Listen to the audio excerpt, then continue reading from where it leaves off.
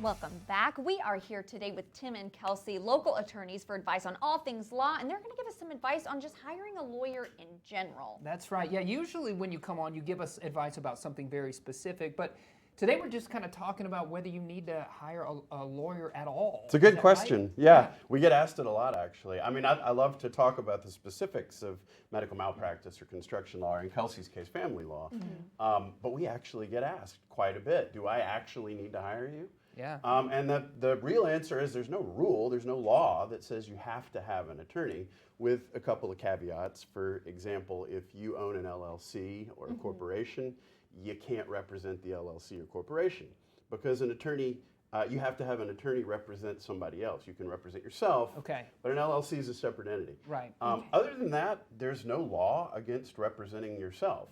It's just risky. Okay. Maybe not a great idea. So let's say Mac and I decide we want to start our own LLC, Most Beautiful People in Northwest Arkansas LLC. Done. Fantastic idea. Somebody write that down. That name is available. You can pay. Yes, yeah. Good. But we couldn't represent ourselves. That's what you're saying? That's right. No, if you own an LLC or a corporation, you have to hire a lawyer to represent the LLC or the corporation if they're involved. Okay. If the LLC or the corporation is involved in a lawsuit. Right. But other than that, you can represent yourself. Normally what I tell people is that the law and being involved in a lawsuit is like 90% procedure and 10% substance, which means you got to jump through all these legal hoops to be able to actually just get into a courtroom and tell your story. Wow. Yeah. And you know, it's nice to have an advocate who maybe isn't as nervous and is more familiar going into a courtroom and can help you tell your story, but it's all the stuff that has to be done before you get to court. And then a lot of rules that happen when you're in court that you really need an attorney for. I see, yeah. So how do judges kind of react to somebody representing themselves? So there's actually a rule that if somebody shows up to court and wants to represent themselves, they're treated as a lawyer. Really? And I mean, that's my experience with judges, is that sometimes they'll give a little leeway.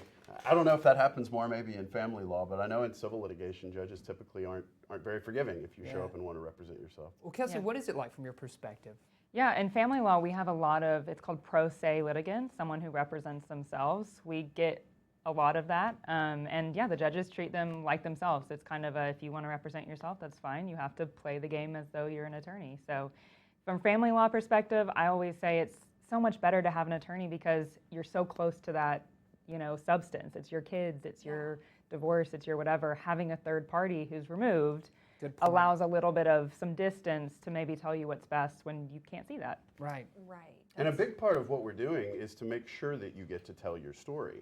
And there's rules of evidence that say how you do it, and rules of procedure that you have to meet before you get into the courtroom. And so having an attorney is a great way to protect your right to actually get in there and tell a judge or a jury what it is you want to tell them. I feel like a lot of times people are passionate, so they feel like they want to stand up and tell their story. But Yes. I know myself, I would be lost as a goose in a courtroom, not know the procedural steps that you're supposed to take in order to get the platform to even tell my story, right? So I feel like for myself, I would hire an attorney simply to get me to that place and position me well. Where your emotions don't get in the way. Right. Yeah. Yeah. And emotions are fine. I mean, of course, this is really important stuff, and you're going to be emotional about it. But again, what Kelsey said, having a third party get involved that can advocate for you and deal with the objective stuff and frame it the right way so that the other attorney isn't going to prevent you from coming in and getting to show why you're so emotional, why you're so upset. I mean, that's the point. That's what we're trying to do. Yeah. Absolutely.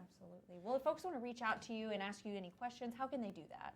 So they can reach us at 479-435-9051 or check us out on our website, mgwfirm.com. Yeah. Can you talk about just real quick, what you specify in? Because you're family And law. family law, yeah. And Tim, what do you specify in? I do a lot of civil litigation, which means contracts and construction. I also do a lot of personal injury, medical malpractice. Yeah, okay. So these are your two to reach out for those things. Thanks for joining us. Thank you. Thanks as Yeah. always Thanks, for guys. MGW Law Partners for sponsoring. We appreciate Absolutely. it. Great legal advice.